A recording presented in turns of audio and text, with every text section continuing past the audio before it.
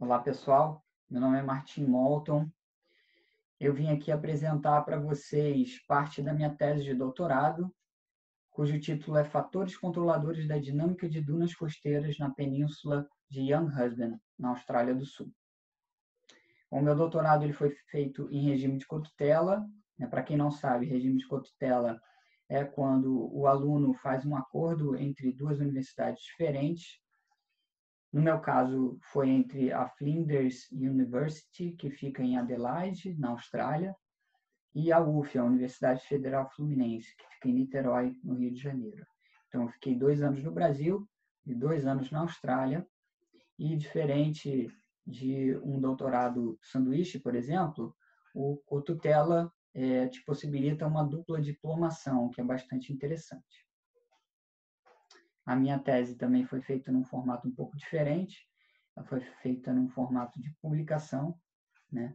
Então, você tem uma introdução, uma base teórica, né?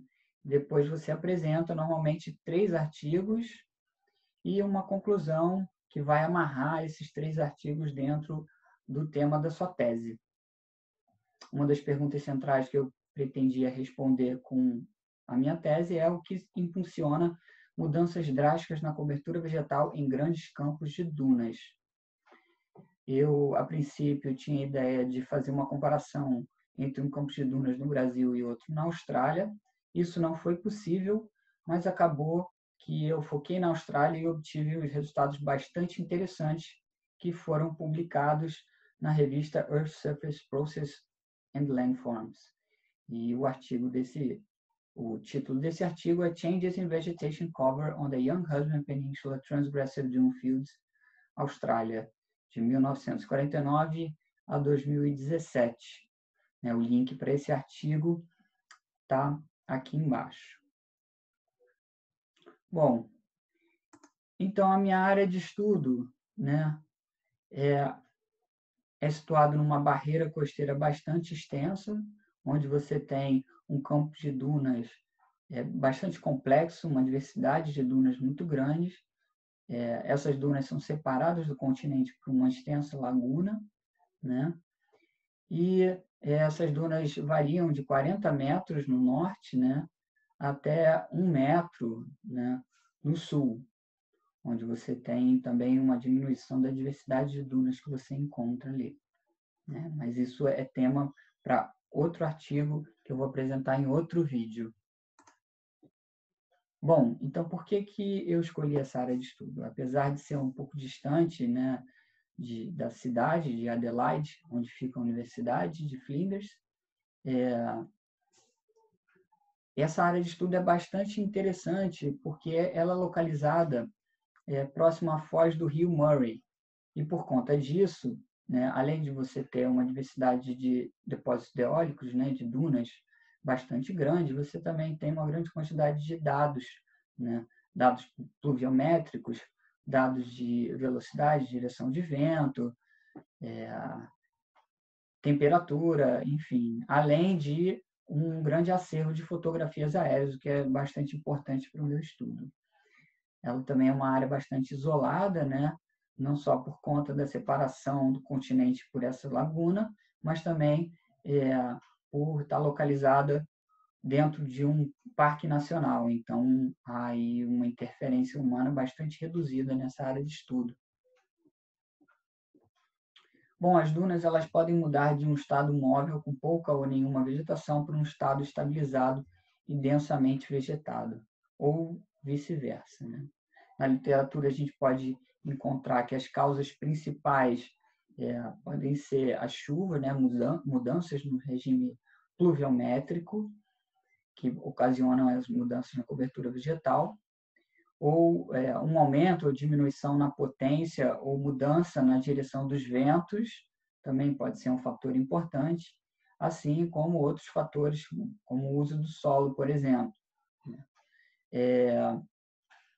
No caso da Austrália, ainda tem um outro fator importante, né, que é a fauna exótica, especialmente o coelho, que foi introduzido pelos europeus e se tornou uma grande praga na Austrália, principalmente em termos da diversidade da vegetação.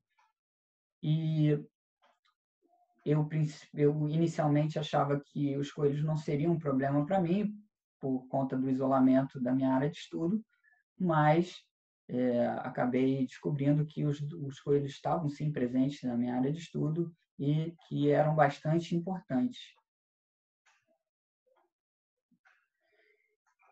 Quando eu obtive as fotografias aéreas, eu logo de cara vi uma diferença gritante, né, de 1949, que é a fotografia aérea mais antiga que eu pude encontrar, e 2017, que foi a mais recente, né? Dá para ver aí um aumento na cobertura vegetal significativo, né? Mas aí eu obtive o maior número possível de fotografias aéreas para esse estudo, né? Todas ali dentro de uma resolução menor que 1 metro, para poder detectar essa mudança de forma bastante significativa, né? Então, através dessas duas metodologias, eu pude classificar a vegetação e a não vegetação, né? No meu caso, a areia. Eu tinha também alguns poucos corpos hídricos que eu consegui extrair facilmente, né? E a partir desses dois métodos, eu pude extrair a cobertura vegetal de cada ano, né? Então, como a gente pode observar aí, de 49 para 2017 houve uma mudança bem significativa, né? Indo de menos de 7% da minha área coberta por vegetação até quase 40%, né? E também foi possível detectar períodos onde a vegetação cresceu de forma mais rápida, né? Entre 56 e 75, né? E 2008 e 2013. Então, essa é a representação visual dessa mudança, né? Dá para perceber aí que a vegetação cresceu bastante, diminuindo a área das dunas ativas, né?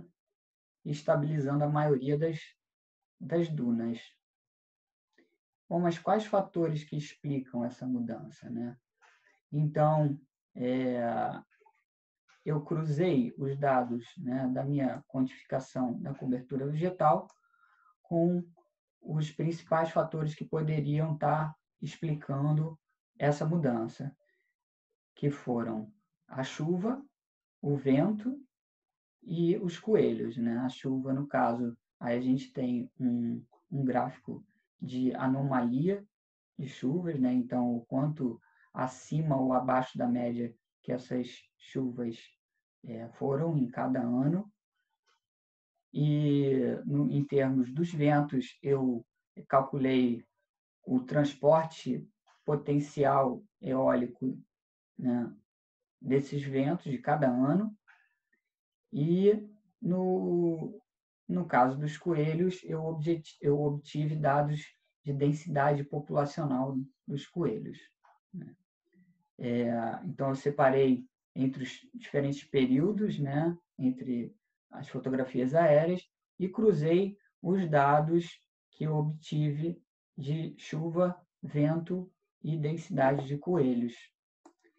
Então, o que a gente pôde observar foi que as chuvas não tiveram uma correlação muito grande, né? Já os ventos também não tiveram uma correlação muito grande, apesar de que obtivemos aí uma correlação negativa, o que é diferente da chuva é o que a gente espera, né? Então, ventos mais intensos fazem com que a vegetação diminua, né? Isso se eles forem por um tempo prolongado, né? Você tem aí uma alteração na cobertura vegetal. Já a densidade dos coelhos, ela foi bem relevante, né? A correlação foi uma correlação negativa de quase 0,8. o que é bem interessante. Então, você tem, com a diminuição da densidade dos coelhos, um aumento da cobertura vegetal. Isso a gente pode ver aqui nesse período, né, onde a gente observou um aumento considerável da vegetação. Foi também um período onde a gente teve uma diminuição dos coelhos, né? E como a gente pode ver aqui, a gente teve um aumento do potencial eólico, que não faz muito sentido, né? E a vegetação, a chuva variou bastante. Já aqui, entre 2008 e 2013, né, os coelhos diminuíram de novo e a vegetação aumentou bastante. Isso se deu por conta de diferentes ações do governo australiano que liberaram vírus para matar os coelhos, porque eles são, de fato, uma praga na Austrália, né? Então, na década de 50, a gente observou uma queda bastante grande. Depois, nos anos 90, a gente observou de novo uma queda bem significativa, mas não tanto em termos de cobertura vegetal, isso talvez por conta da pluviosidade abaixo da média nesse período, né? E entre 2008 e 2013, um aumento de novo da cobertura vegetal e diminuição do número de coelhos. Então, a drástica redução da população de coelhos que habitavam as dunas nos anos 50 possibilitou um aumento na cobertura vegetal, né? A gente entende que, então, essa ação do Estado na década de 50 é que impulsionou um movimento para o aumento da cobertura vegetal das dunas que estavam sendo suprimidas pelos coelhos que estavam comendo a vegetação. Então, esse foi o principal fator que impulsionou a mudança significativa da cobertura vegetal nesse campo de dunas entre 49 e 2017. Né? Eu vou explicar de forma mais detalhada, né, esse estudo e o resto da minha tese em outro vídeo, né? Inclusive vai ser uma live no dia 26 de junho, às 4 horas da tarde, e espero que vocês se interessem e apareçam, né, para essa live. Eu gostaria de agradecer vocês aí, e também a UF, a Flinders, o BIGS, o laboratório do Patrick Hesp e da Graziela Maio da Silva, e o LAGEF, o Laboratório de Geografia Física.